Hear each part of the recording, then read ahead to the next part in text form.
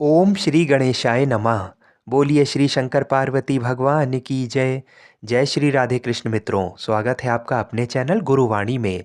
शिव पुराण में हमारे सभी प्रश्नों का उत्तर मिलता है। आज के इस वीडियो में हम आपको बताएंगे कि शिव पुराण में वर्णित है कि देवताओं की प्रतिमा की पूजन की विधि क्या होनी चाहिए और उन पूजन से हमें क्या क्या फल मिलता है। तो आइए भगवान शंकर पार्वती जी का ध्यान करते हुए शिव पुराण का रसपान करते हैं। ऋषियों ने कहा, साधु शिरोमणि, अब आप पार्थिव प्रतिमा की पूजा का विधान बताइए जिससे समस्त अभीष्ट वस्तुओं की प्राप्ति होती है। तब सूत जी बोले, महर्षियों, तुम लोगों ने बहुत उत्तम बात पूछी है। पार्थिव प्रतिमा का पूजन सदा संपूर्ण मनोरथों को देने वाला है तथा दुख का तत्काल निवारण करने वाला है। मैं उसका वर्णन करता हूँ, तुम लोग उसको ध्यान देकर सुनो। पृथ्वी आदि की बनी हुई देव प्रतिमाओं की पूजा इस भूतल पर अभीष्टदायक मानी गई है। निश्चय ही इसमें पुरुषों का और स्त्रियों का भी अधिकार है। नदी, पोखरे अथवा कुएं में प्रवेश करके पानी के भीतर से मिट्टी ले आएं, फिर गंध चूर्ण के द्वारा उसका संशोधन करें और शुद्ध मंडप में रखकर उसे महीन पीसें और सानें। इसके बाद हाथ से प्रतिमा बनाएं और दूध से उसका सुंदर संस्कार करें।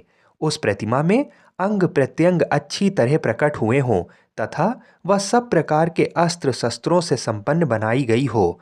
तदनंतर उसे पद्मासन पर स्थापित करके आदर पूर्वक उसका पूजन करें। गणेश, सूर्य, विष्णु, दुर्गा और शिव की प्रतिमा का, शिव का एवं शिवलिंग का द्विज को सदा पूजन करना चाहिए। षोडशोपचार पूजन जनित फल की सिद्धि के लिए 16 उपचारों द्वारा पूजन करना चाहिए।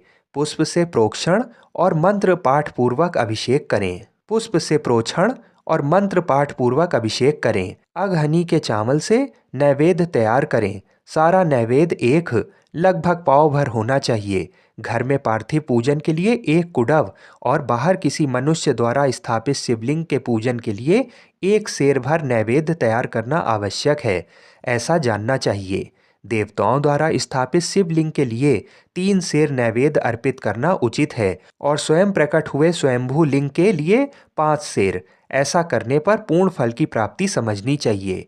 इस प्रकार सहस्त्र बार पूजा करने से द्विज सत्यलोक को प्राप्त कर लेता है। 12 अंगुल चौड़ा, इससे दूना और 1 अंगुल अधिक अर्थात 25 अंगुल लंबा और 15 अंगुल चौड़ा जो लोहे या लकड़ी का बना हुआ पात्र होता है उसे विद्वान पुरुष शिव कहते हैं। उसका 8वां भाग प्रस्थ कहलाता है जो 4 कुडब के बराबर माना गया है। मनुष्य द्वारा स्थापित शिवलिंग के लिए 10 प्रस्थ, ऋषियों द्वारा स्थापित शिवलिंग के लिए 100 प्रस्थ और स्वयंभू शिवलिंग के लिए 1 सहस्त्र प्रस्थ नैवेद्य निवेदन किया जाए तथा जल, तैल आदि एवं गंध द्रव्यों की भी यथा योग्य मात्रा रखी जाए तो ये उन शिवलिंगों की महापूजा बताई जाती है।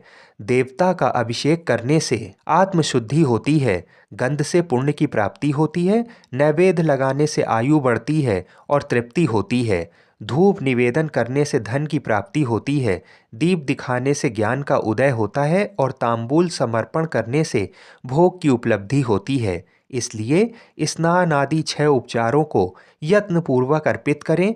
नमस्कार और जप ये दोनों संपूर्ण अभीष्ट फल को देने वाले हैं।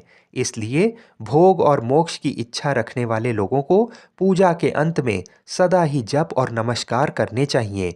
मनुष्य को चाहिए कि वह सदा पहले मन से पूजा करके फिर उन उपचारों से करे। देवताओं की पूजा से उन देवताओं के लोगों की प्राप्ति होती है तथा उनके अवान्तर लोक में भी यथेष्ट भोग की वस्तुएं उपलब्ध होती हैं। आगे के भाग को सुनने के लिए हमारे चैनल को अवश्य सब्सक्राइब करें। हर हर महादेव।